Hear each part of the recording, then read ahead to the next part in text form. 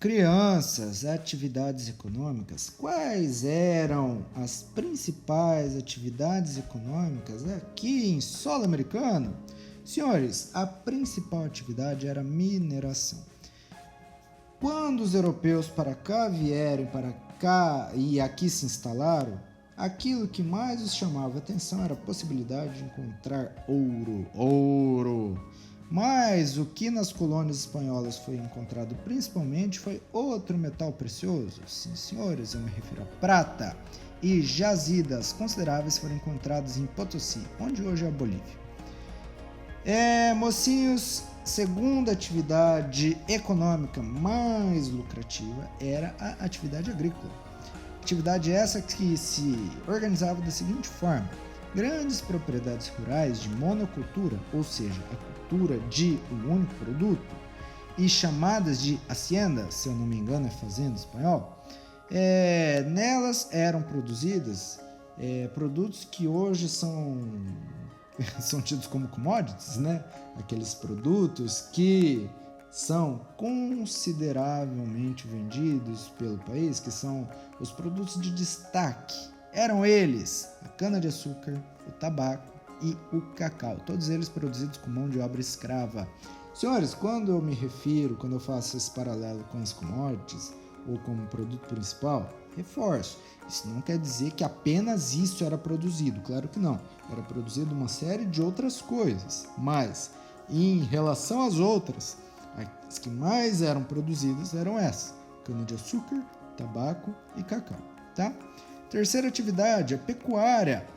E saibam, senhores, que unidades produtoras conhecidas como obrajes, onde trabalhavam principalmente indígenas, era responsável pelo fornecimento de animais de tração, porque lembrem-se, senhores, que nas Américas não havia, pelo menos na América do Sul e Central, não havia quadrúpedes grandes. Eu me refiro a boi e cavalhinho, e quando não tem esses bichinhos é difícil de trabalhar, e puxar um arado e se locomover rápido, né? Então, as obrajes eram responsáveis pelo fornecimento desses animais, e também peles, carne, etc. Criancinhas, para vocês terem um pouco de noção ainda se tratando da mineração, vejam bem, senhores, o fornecimento de ouro para a metrópole ao longo das décadas que marcaram um claro declínio na produção de ouro e no envio do mesmo para as metrópoles. Professor, produção de ouro, eles faziam ouro. Galera, não é bem assim, tá? Mas o que eu quero que vocês saibam é que vocês são criança ainda, mas está na hora de vocês aprenderem. Vocês acham que ouro, prata, pedra preciosa é igual no Minecraft? Vocês pegam uma picareta e bate 2, 3 vezes lá na pedrinha e sai o ouro bonitinho? Sai a barra de ouro do Silvio Santos, assim? Claro que não! Você vai pegar aquele minério que mais se parece com um pedação de cocô e, após muito trabalho, após muita lapidação e uma série de processos químicos pelos quais aquele minério vai passar, aí então ele vai se tornar aquele metal tão bonitinho que a gente tem o brinquinho, o colarzinho e não sei o que lá, mas só depois que o ouro vai ficar amarelinho e lindo, só depois que a prata vai ficar daquela cor maravilhosa que vocês bem sabem. Mas antes disso, o minério, pessoal, parece uma pedra normal, assim. Às vezes a gente vê e acaba nem sabendo o que é. Parece um pedaço de tijolo, assim, nada a ver, sabe?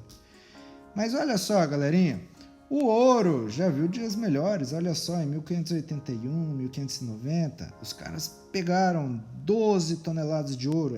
Ouro pra dedéu. Logo em seguida, a produção aumentou, olha só, quase 20. Depois já baixou para 11, 8, 3 e assim vai. Em contrapartida, senhores, a prata se manteve constante e a produção de prata foi muito maior do que a de ouro, muito maior. Olha só, 2 milhões de toneladas na década seguinte, quase 3 milhões de toneladas de prata. Comparativamente falando, pessoal, eles não encontraram nada de ouro e apenas prata. Olhem os números. É considerável diferença. Professor, o trabalho. Como se dava o trabalho nas Américas? O trabalho, pessoal, era basicamente forçado, tá? A utilização de mão de obra indígena se dava em 2 regimes diferenciados. Para além da mão de obra africana escrava, havia também a utilização de mão de obra indígena, que se dava de 2 maneiras diferentes. No primeiro regime de encomienda, o encomendeiro, pessoal, era autorizado pela coroa a cobrar tributos, explorar o trabalho de comunidades indígenas, desde que, em contrapartida, ele oferecesse instrução cristã aos indígenas. Os senhores se lembram da casa de contratação. O encomendeiro provavelmente seria um espanhol que ia até a casa de contratação lá em Sevilha. Aí ele ia falar: senhores da casa de contratação, eu tenho interesse em fazer um empreendimento lá nas Américas e eu quero fazer uma encomenda, tá? Esse senhor vai ficar responsável por uma região de terra específica, lá haverá comunidades indígenas, ele vai ter a possibilidade de explorar o trabalho daqueles cavalheiros, os indígenas eu me refiro. A contrapartida será pagar o quinto e também oferecer instrução cristã aos indígenas que para ele trabalharão, tá? Galera, nem sempre era assim, os caras acabavam extrapolando na violência, a relação entre eles e os indígenas não era nada amistosa e esse sistema teve vários revés, assim, via de regra não foi muito legal, não deu muito certo, mas de qualquer forma é um regime que merece ser mencionado. O segundo era o repartimento, era uma espécie de imposto pago na forma de trabalho por parte dos indígenas. Olha só que legal, o rei espanhol vinha até aqui nas Américas, ele, entre aspas, não estava escravizando os caras, mas obrigava eles a trabalhar para pagar seus impostos. É tipo assim, chegar uma pessoa que você nunca viu na sua vida, na sua casa e falar: paga seu imposto. Olha só que justo, olha só que legal, né? Via de regra, senhores, esse trabalho oferecido pelos indígenas, a força, claro, se dava nas minas. E o rei espanhol, muito espertão, aproveitou sistemas de impostos que já eram cobrados aqui nas Américas. Grandes impérios expansionistas, como os Incas, por exemplo, já cobravam a mita das tribos que eles haviam conquistado. Essas tribos ficavam encarregadas de oferecer homens para trabalhar para o Império Inca. O rei espanhol deu continuidade a esse sistema, tá? Basicamente trocou o nome e continuou explorando os coitados dos caras. Mas dessa vez não com o nome de escravidão, mas sim de trabalho forçado de forma a pagar impostos. Que diferença, não? Crianças, não pensem que os indígenas aceitaram aquilo tudo de mão beijada, não senhores, houve resistências. Parte considerável da população indígena foi dizimada. Estou reforçando isso pela 3ª vez porque esse elemento é digno de nota. A violência fazia parte do dia a dia naquele momento das pessoas que aqui viviam.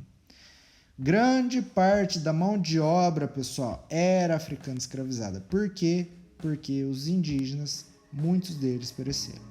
Mas a resistência indígena houve. Dentre elas, uma merece ser lembrada, que foi aquela organizada e liderada por José Gabriel Condorcanqui Nogueira. Em 1780, alegando ser descendente direto de Tupac Amaru, que foi o último imperador inca, acabou reunindo 40 mil nativos e dando um bom trabalho para o Império Espanhol. No fim das contas, a rebelião foi suprimida, foi esmagada. Mas o poder simbólico exercido por ela, afinal de contas, 40 mil indígenas unidos em torno de uma causa comum contra um inimigo comum, isso, pessoal, isso é impressionante, tá? Não foram bem-sucedidos na sua revolução. Mas, senhores, em história, saibam que revoluções, mostras de descontentamento contra as tiranias. Por mais que num primeiro momento elas sejam suprimidas, outras houveram. E, na insistência, o mundo acaba se tornando um pouco mais justo e democrático. Professor, mas o mundo hoje não é muito bonito, não. De fato, senhores, não é muito bonito. Mas é graças a essas tentativas de construção de um mundo mais justo que a gente caminhou rumo a uma coisa um pouco melhor, sim, tá? É por isso que é importante lembrá-los, é por isso que é importante estudá-los e oferecer nossos respeitos. Afinal de contas, esses senhores fizeram história e eles deram suas vidas em torno de uma causa nobre e comum, tá? O que eu tinha para falar para vocês hoje era isso. Espero que vocês tenham gostado. Até semana que vem. Se cuidem e estudem. Um abraço e tchau, tchau.